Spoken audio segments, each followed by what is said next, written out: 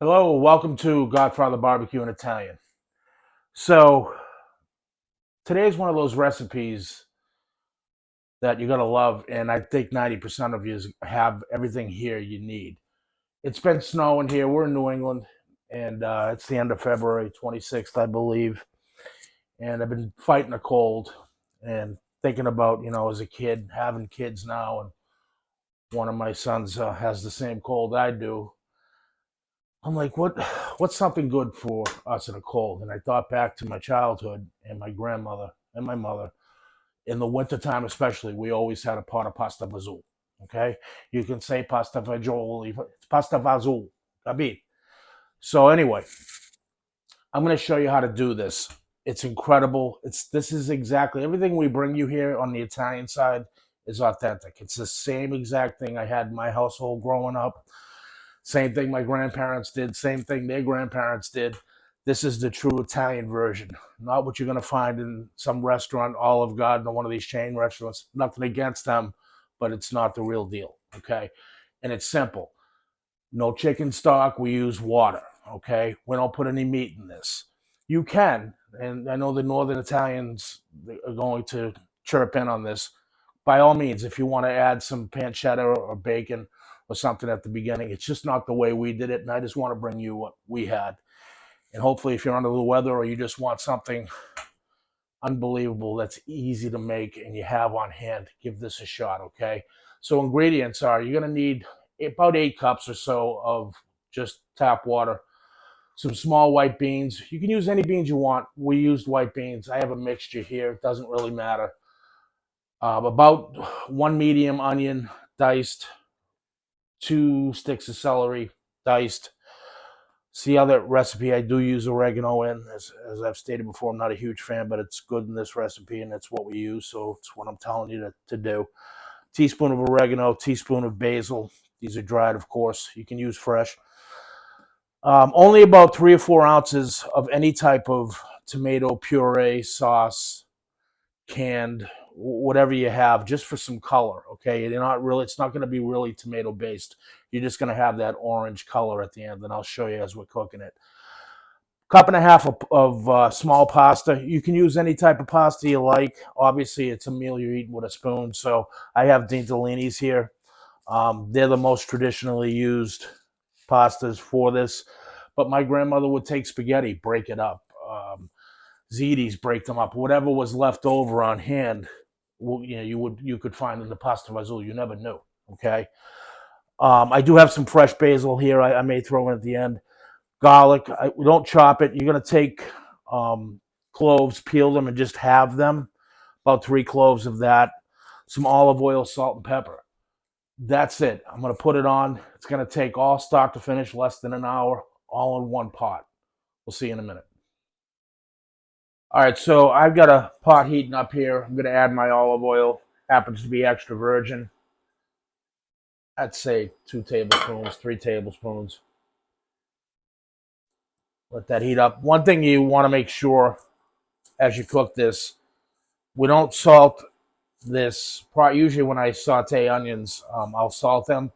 You don't want to salt this till it's done cooking pretty much because for some reason it affects the beans from cooking. It seals the moisture into the beans, so it won't be cooked right if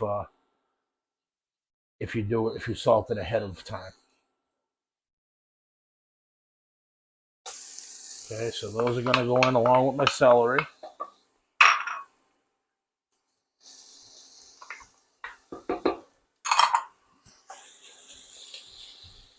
Again, 2 tablespoons should be fine. Use your eye, depending on the size of pan you're using. 3 isn't going to affect anything.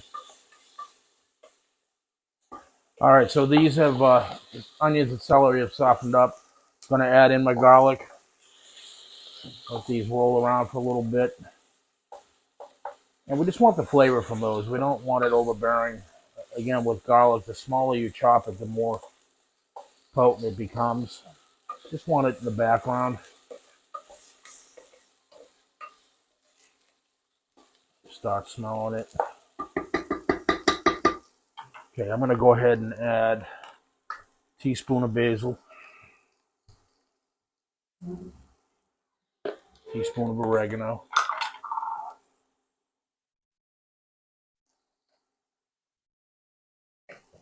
My beans. And I use the water and all that they're packed in. That's how my grandmother and mother did it. That's how I do it.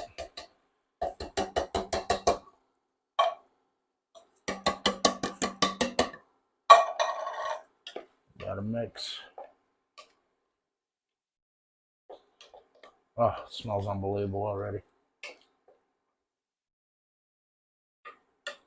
So we're gonna let that come to a simmer. All right, so this has come to a simmer. I'll go ahead and add my water. It's crazy how good this tastes with just water. I have tried with chicken stock, and believe it or not, it was still good. But the water, there's something about you get the true taste of the bean. I mean, you taste it's more definitive, and it doesn't take from the flavor. That was my biggest thing when experimenting with it. But right back to the old ways with water. I'm gonna take my. I've just got this open a little bit on the side here, because again, I'm maybe a couple of ounces, but just to get that pink orange.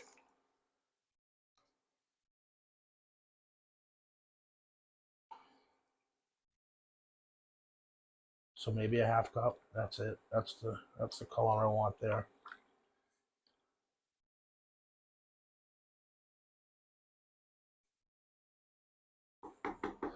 Okay, and for right now, we're done. I'm gonna cover this and let this simmer for about 45 minutes. Well, for 45 minutes. Then we're gonna come back, add our pasta right to it. That's gonna be 10, 15 minutes, depending on what kind of pasta you're doing, and you'll be done. And you will be happy. And hopefully feeling better if you have a cold. We'll see you in a minute. All right, so we're back. We've been simmering for about 40, 45 minutes.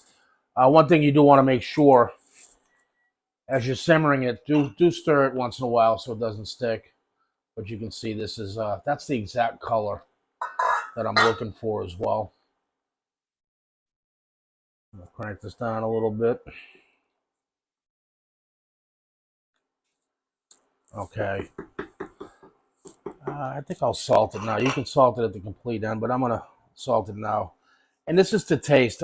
I'm gonna say I use about a teaspoon and a half of salt and about three-quarters of a teaspoon of pepper. You can also add red crushed pepper to this as well. Not everybody's a fan of it here, so I do that at the end, and obviously some grated cheese. If you have a cheese rind, Parmesan rind or whatever, a lot of folks will cook it with that as well while they're cooking. It's a nice touch, but again, there's so much natural flavor you don't need it. All right, so I'm going in with my dientolinis.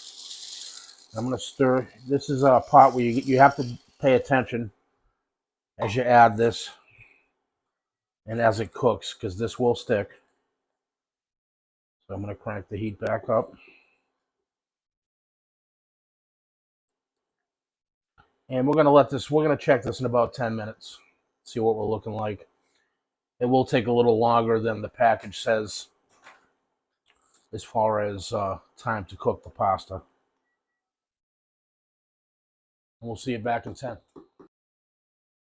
All right, so we're back. Pasta took about 13 minutes. And as you can see, this is what it should look like. It's nice, it's hearty, and it's going to be thick. So expect that. And as it sits, it's going to get thicker. So this isn't really a soup. If you want it thinner, you can certainly use more water. But this is the traditional way.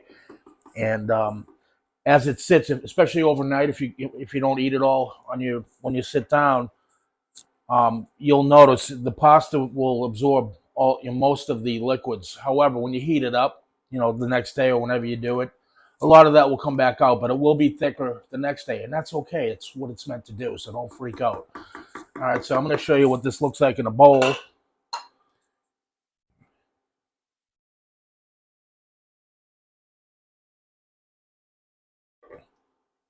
Hit that with a little basil.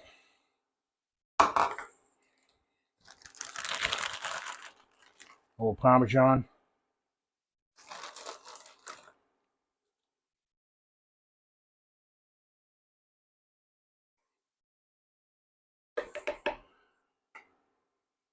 Give it a little stir.